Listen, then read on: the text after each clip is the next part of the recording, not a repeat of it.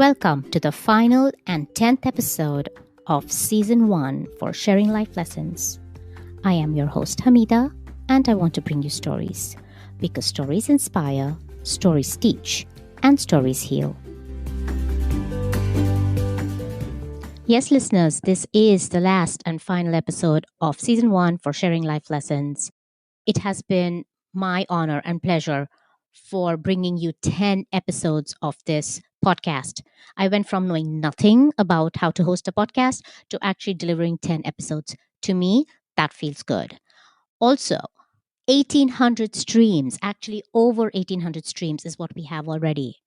And so this is a shout out to you for not only listening, but supporting and encouraging. Lastly, if you do want to support further, you should go to anchor.fm/sharing life lessons. There is a support button there with a $sign. Hit it, and you will be able to subscribe a monthly subscription. For those who want to be a guest on this podcast, please go to my Facebook page for Sharing Life Lessons and connect with me that way. Season 2 will begin in 15 days on April 15th. Today, we have an amazing guest joining us for the finale of Season 1 for Sharing Life Lessons. Her intriguing story begins when she was 7 years old. Everyone, please welcome Emily Davis.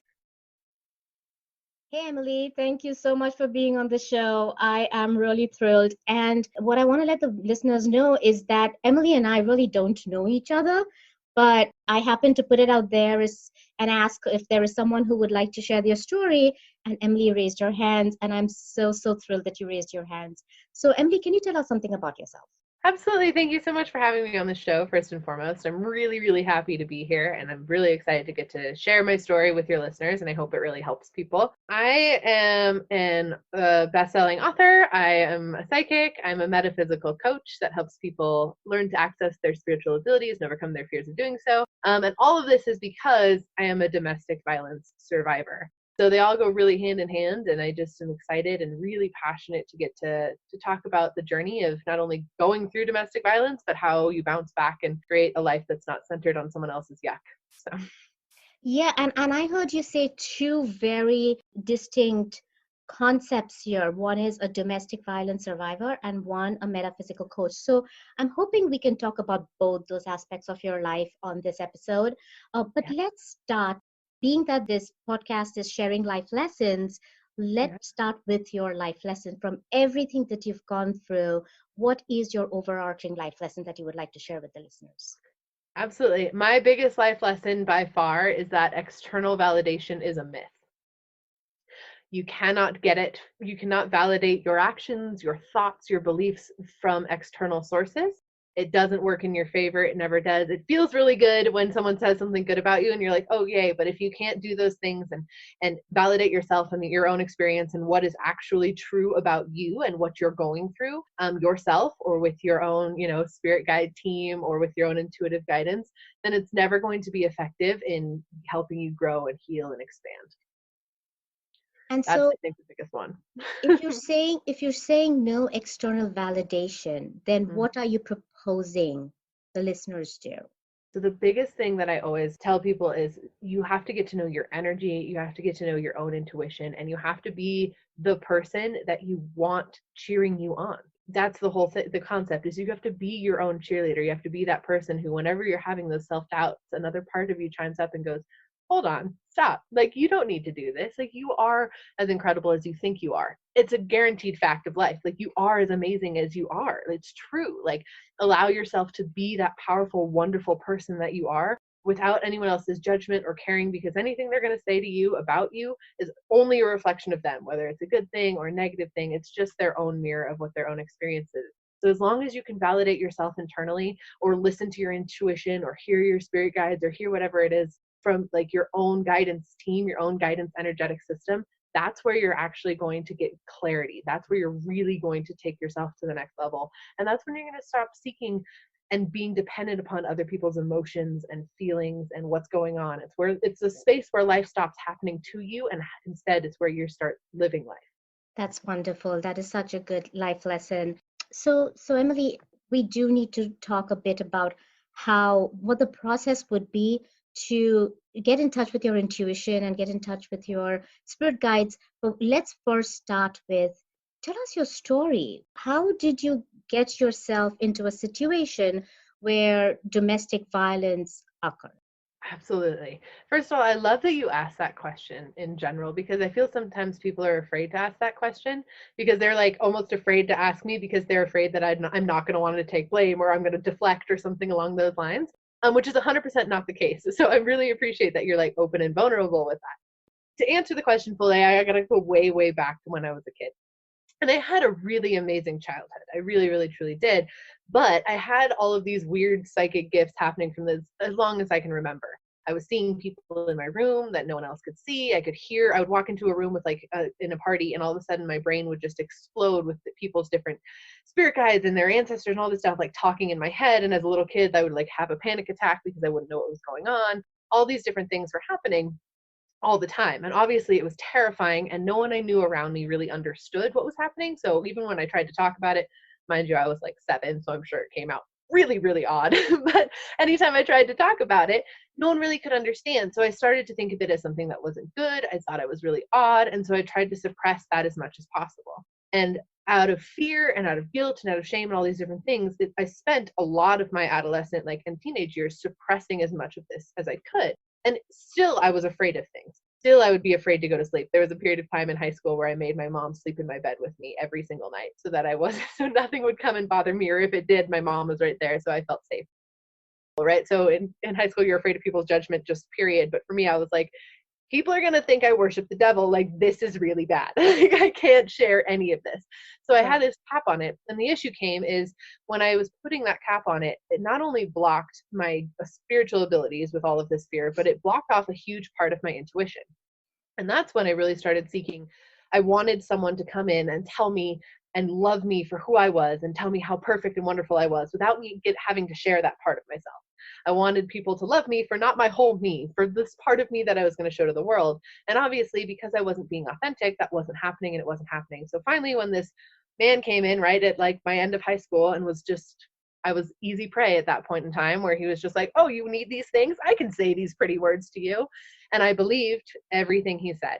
And so shortly after graduation, he and I were together, and that's how I ended up in the really fun, horrible relationship of about 4.5, 5 years. I ended up having 2 kids with him, and I married him, and all this different stuff right outside of high school. So it was a lot of, I was really easy prey for a narcissistic psychopath. And also I was so blocked on my intuition that the red flags weren't red flags to my brain. And I just wanted the pretty words to be true so badly that landed me where I was.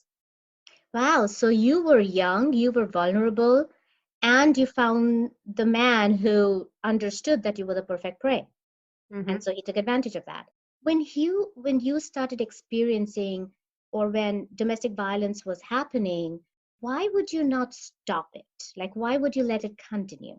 So the really interesting thing that happens, especially when you're in a domestic violence or abuse situation, and honestly, the violence part of it is not the most traumatic part.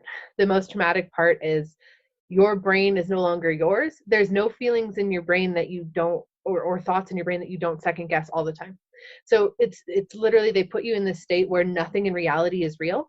You're stuck in your head constantly being like, okay, well, I'm feeling this, but that can't be right because he said this, this, and this, but his actions did this, and I don't understand. Maybe it is all my fault because I can't seem to understand. And so if I can love him better, then I'll get it there. And so you're just constantly second guessing yourself. And you're also so actively in fight or flight all the time that your brain doesn't understand basically what is even happening half the time, because you're literally just like, I hope I can figure out how to make him happy tonight.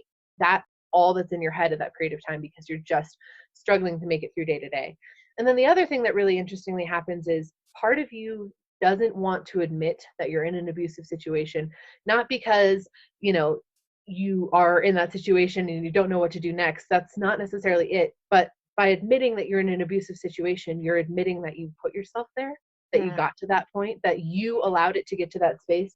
And not only has your identity died so much already by being in that space, but it's like by admitting that you're dying this final part of your identity death, because no one ever thinks that they're going to get there. Yeah. And so when you resist admitting that it's abusive for so long because you don't want to admit that thing about yourself that you were essentially, weak enough or vulnerable enough to get to this position. And now you've also stayed in this position for as long as you have. So it's like almost this overwhelming guilt that if you acknowledge how bad it is, then you're acknowledging that you have failed. And that is almost as hard as acknowledging that your partner is in fact abusive. So that is a big thing and big reason why you're in there in the first place and can't seem to stop it. For me, in my particular situation, he was the most manipulative and charismatic person on the face of the earth. There was one time, and I will never forget it, it was starting to get bad. It was right after my daughter was born. So she's the second of my kids. My kids are 13 months apart. And I forget exactly what happened, but he was doing some sort of like criminal thing in the apartment next door. And I had no idea about what was happening. I was just making pizza for my kids. Like I was not even thinking about it. He comes running in and was like, the cops are on their way. You have to play along. I was in here the whole time. And I was just like, I don't understand what's happening, but like, okay, like I love you, whatever. And so the cops came and they pulled me into the car and they like started asking me questions. And I was like, oh yeah, no, he's doing whatever like, I don't want this in my life at all. So like, yeah, he was doing whatever you're saying he was doing. He was definitely committing crimes next door. I don't know what they were, but I know he was over there. Like, please take him away, essentially is what I did. And he talked himself out of getting arrested. They came into our house, they checked everything, they said everything was wonderful and perfect, and they told us to have a nice night. And I'm just sitting there like, literally, they can't even see past his thing, so it literally must just be me. So then I got really stuck in it's just me. It's just me that sees this. He's really a wonderful person. Even the cops think he's wonderful. His parents think he's amazing. Like everyone thinks he's this wonderful person. It's just my fault. And there you go. You did not get your external validation. Nope. Yep. Nope. And so that's exactly what you said right in the beginning. Do not look for external validations, because either if you get them, you can fulfill them, or if you don't get them, then you start doubting yourself. Exactly. And shortly after that, he convinced me to move 8 hours away from anyone I knew, partly because I think he was afraid the cops would come back, and partly because he wanted me isolated, and so I couldn't start doubting him. To him, he spun it off as like this beautiful act of love that we're going to move together and start this whole fresh thing. And to me, I was like desperate to believe that was true. So I was like, yes, let's do it. And the second that we moved to the new town that was so far away, everything went from bad to extremely, extremely bad. I see. So when it went from bad to extremely, extremely bad, did you ever consider involving the cops and having them come in and do something about it? There was a couple times when I did consider that. First of all, he had this thing that he would say whenever he was like hitting me or anything horrible that he was doing or biting me or all these horrible things he did, he would always at the end of it be like, I'm not abusing you because I haven't touched your face, and like walk away. And I'd be like, okay, is that true? Like, is that really reality? Like, because you're so doubting at that point in time. I was like, okay, so if I call the cops, am I going to be the one in trouble? Like, is it going to be my fault if they like, will they come and see me and see that it's not my face that was hurt? So like, they're not going to believe me either. What's going to happen? Like, I don't know if that's true. And then also I had kids and I was like, are they going to take my kids away from me because I haven't been able to leave him? Like, am I going to lose my children because he's doing this to me? Like, I can't lose them. Like, this is my only option is to stay to protect them. So I was stuck in that. And then there was one period of time where I showed my boss, I had bruises all up and down my arm. It was horrendous. It looked like my arm had been hit by a baseball bat over and over and over. And I like showed him, and my boss kind of looked at me. He's like, what, do you have a skateboarding accident? And I was like, yeah, that's what happened. He's like, that's what I thought. And like walked away. And I was like, what? No one's gonna believe me. Like if I saw someone's arm like that, I would be like, oh my God, what happened to you? Are you okay? Like what? And if they were like, oh, I had a skateboarding accident, I'd be like, no, you didn't. Like that's not what a skateboarding accident looks like. And so then I was just like, he was telling me constantly no one would believe me. And then I was getting proof that no one would believe me. So calling the cops was just like, no, like he already talked his way out of it once. Like if I call them now, they're just gonna take my kids and no one's gonna believe me, and he's gonna like, it doesn't even matter. And I was stuck in the like, it's okay, I'll fix it. If I just love him better, then it'll be fine. As long as I can love him more, love him better, I can love all of this away. It'll be fine. I'm really good at loving. I can just keep doing this and it'll be great. And of course, obviously it wasn't, but Emily, what kind of impact was this having on your children? Was it ever in front of them, or he made sure that it was never in front of them and they didn't see anything? Oh, it was in front of them, for sure. all the time, but they were really young. I left when my daughter had just turned 1. My son, my older one, was only barely 2. For the most part, they were really little, but it really did affect, not my daughter so much. She didn't really remember any of it. She was baby, but my son has almost a photographic memory, so he remembers most of it. It affects him even now pretty drastically. But at the time, like he would run up and he would start punching him if he was hitting me. Like my little 2-year-old would come up and just start going at him and be like, "Stop it!" and like be mad. But he could see and he would know. And my son also has cerebral palsy, so it's a specific type of cerebral palsy that only affects half of your body, and it's really hard to diagnose at birth. It usually starts showing up around 1.5, 2 years old. And so he was starting to show these signs. There was a long period of time where my ex refused to let me take him to the doctor because I think he thought he hurt him. So I was like, and that only happened while I was at work or whatever. So I didn't actually see that part of it, but it affected that as well. And finally I was able to like, he caught a cold and I was like, I'm sorry, I got to take him to the doctor. Like I have to. And I got there, I was like, what is wrong with his leg? Like there's something seriously wrong with his leg. And Yeah. that was a huge process too, to get him diagnosed. And that didn't happen until after I left my ex, which is a part of the reason that I finally did that push of like, you can't even let me take my kid to get medical care when he's like limping. Like, no. So what actually made you say no more? Was it an incident? Was it an event? Why did you decide to do something about it? And what did you do about it? So it was a kind of a combination of things, to be totally honest. I knew I wasn't happy and I knew things were wrong, but I still wasn't fully on board of like, I'm going to leave him, because that didn't even seem like a feasible possibility of reality. Like it was just, this is it for the rest of ever. And I don't know what else I'm going to do. I just know that I'm not happy, but this is just it. But we had just moved to a different house because he wouldn't let me pay the bills on the last house. We got evicted from that house. We were in this new space, and we had really close neighbors and they could hear us yelling. We had one period of time where one of them knocked on the door and was like, "Are you okay?" And I was like, I'm fine, like, go away, go. Like, they were like, okay, and they left. And so that's when I started being like, okay, there is other people, that are out there that are seeing this and they know it's not okay. And so I was trying to start to think of like, okay, how can I kind of do this on my own? Like, I don't want people to know that things got this bad. Like, I don't want anyone to know, because that's the other thing too, is like, you're so ashamed, right? So I was actually selling cars at the time, which I'm really, really, really bad at that. So it was not a good job.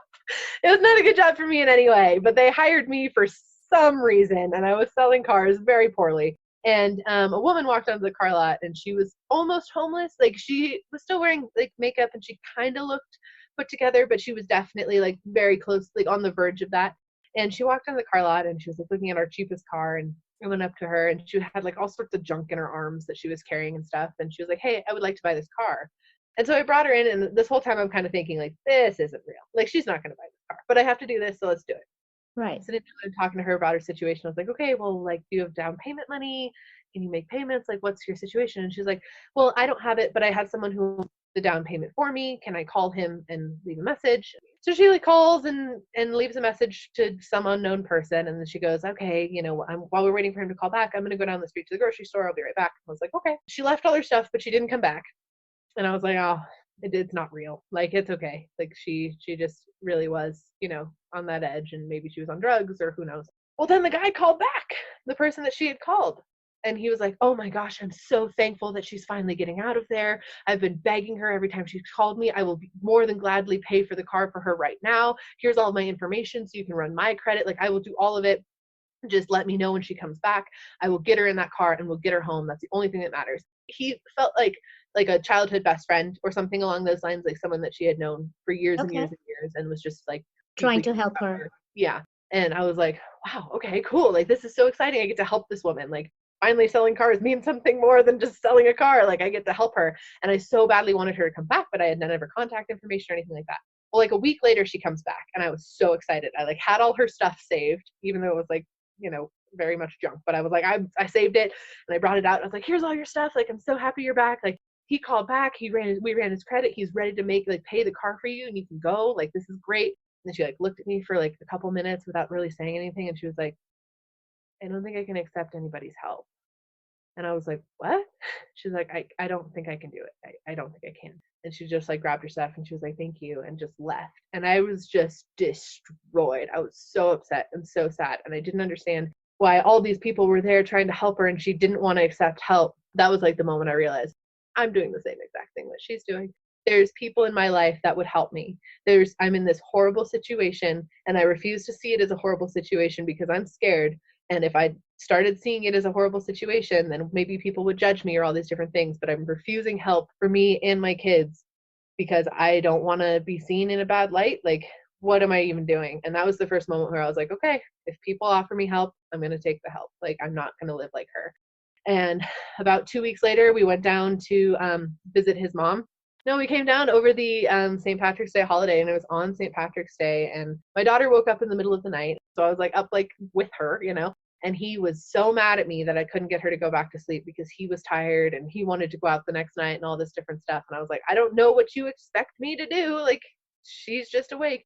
And so he ended up like screaming at me in the middle of the night in his mom's house, just like yelling and screaming and saying these horrible things. And obviously, so she woke up and his sister woke up and they were awake, and his mom pulled me out into the hallway and she's like, I'm going to call the police. I'm calling them right now. This is what's happening. I wanted you to know.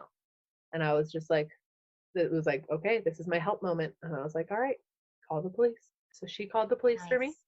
and they came and they took him away. And for a while I was just like, oh my God, what did I do? Like, I married him and then now I got him arrested. Like, I'm with this horrible person. And I was staying with her for a while and she was like, you are not a horrible person. My son made horrible choices. And I was just like, okay, Wow. right. And so that's really where I was able to escape. And I tried the thing for a while where I was trying to be the best parent possible. So I wanted to give him visitation, like supervised visitation of my kids. And he never showed up, not a single time. He Yeah. never, yeah. So now he's not allowed to talk to us or see us. He's never cared to do so. So he's completely out of our lives in that way. But it's, yeah. And that was one of those things where it was finally like the nail in the coffin, like, oh my God, he literally cares not at all. Like, he won't even show up to see them at all. Like, all right, fine, I'm done. There's no more. Yeah. So all this time you actually were under this false belief that he loved you and he loved his kids, Yeah. but he didn't. No, so he's definitely a narcissist, but he's also a pathological liar. So in all honesty, I know absolutely nothing about him. Yeah.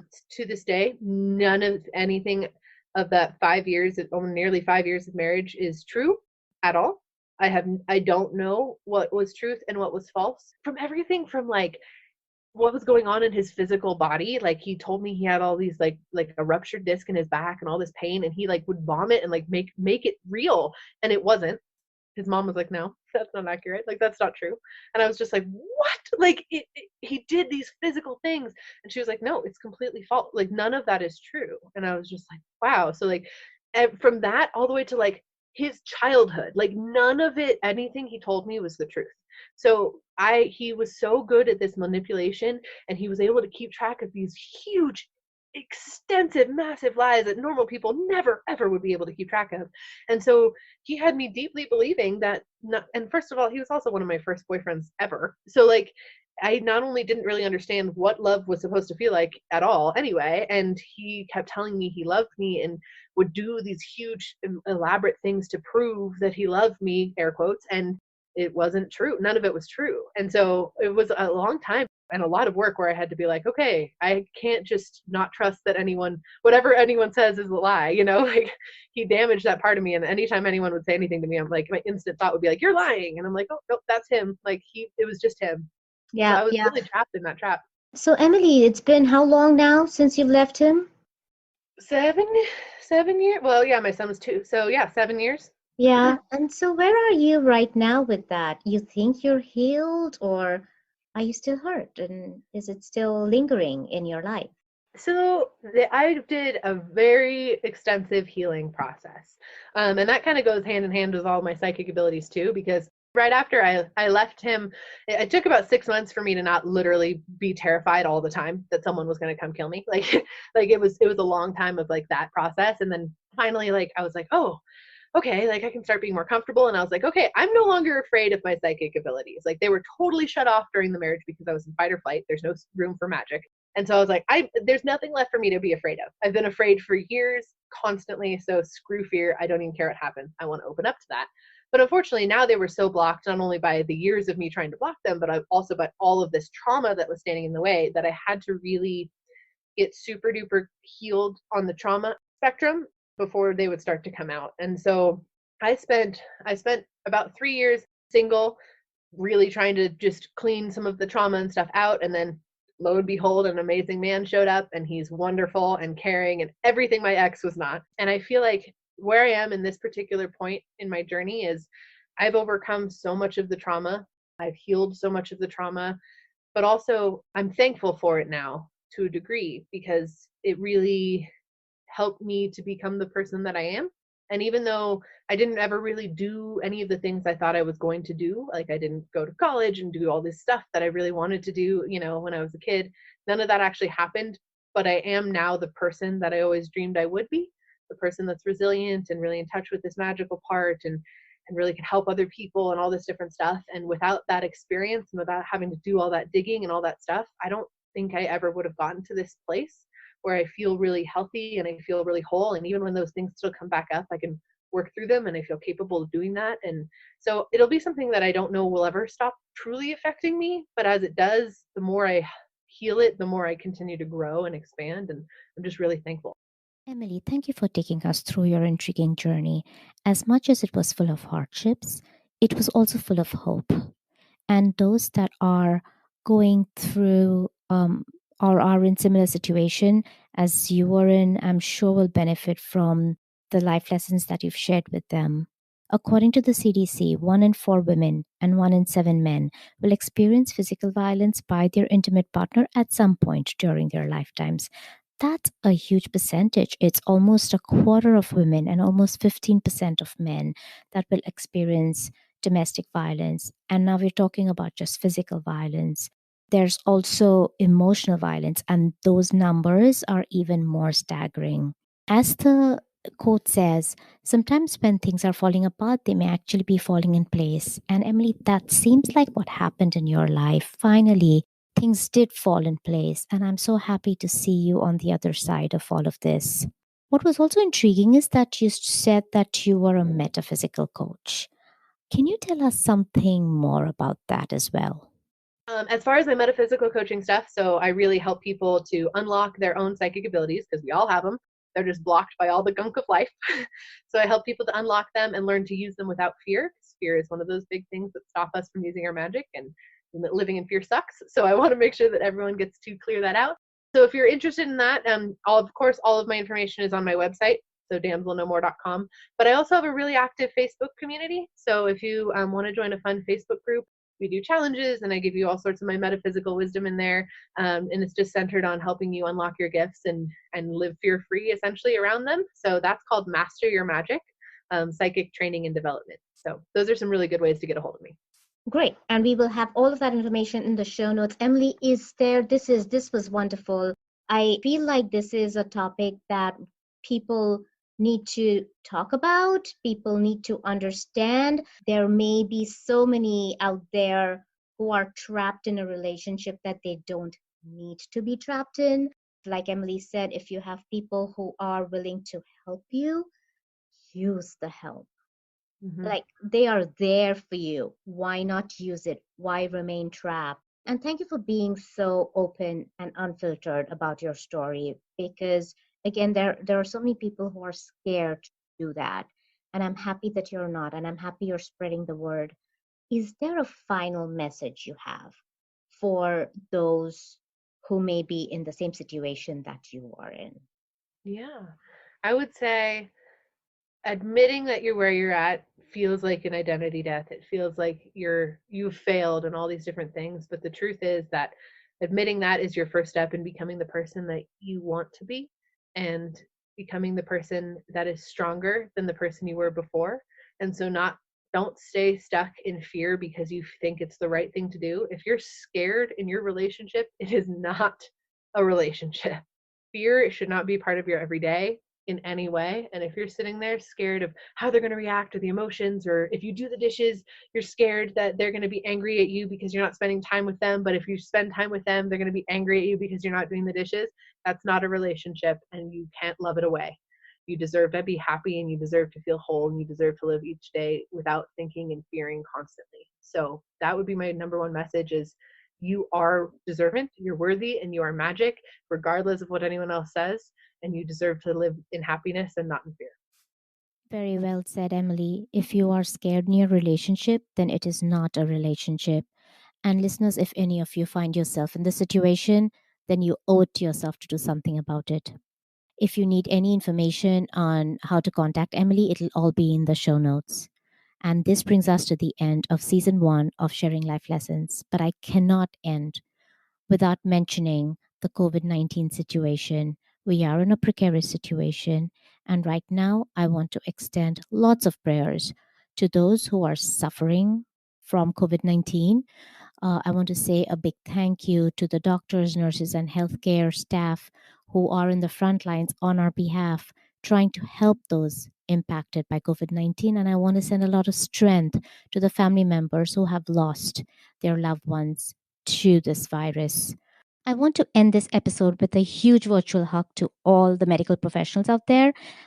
And I'm compelled to read this letter that Sejal wrote to the doctor that treated her dad, who eventually passed away of COVID 19 3 days ago. This is what she says. As some of you know, my father passed away on Saturday, March 28, 2020, from complications of COVID 19. I am numb with grief, but decided to write not about my father, which I do not have the strength to do right now, but about the doctor who treated my father at the end. I will call that doctor Dr. Wonderful. Dear Dr. Wonderful, thank you. Thank you for letting my sister and I see our dad 2 times before he died and sit with him when he passed. My love for you, however, comes from what you did for my mom. You called us when we knew it was a matter of time. You allowed my 71-year-old mom to come in and sit with my dad for almost 3 hours. They talked and talked. You came in and asked him questions about him, his kids, his favorite food. He told you where we went to school and that his favorite food was Italian and my mom liked Indian food. He told you he loved my mom's sense of humor. You gave him life at the end of his life by allowing my mom to hold him till the end. You gave us peace. I cried and hugged you tight when he passed. Thank you for letting me do that. You showed so much humanity and love. You are working long days and risking your life. Thank you, thank you, thank you. Sending you love and strength, Sejal. Sejal, thank you for that heartwarming message. I join you in saying thank you, thank you, thank you to all the medical professionals out there who are working the long hours and risking their lives. Thank you again.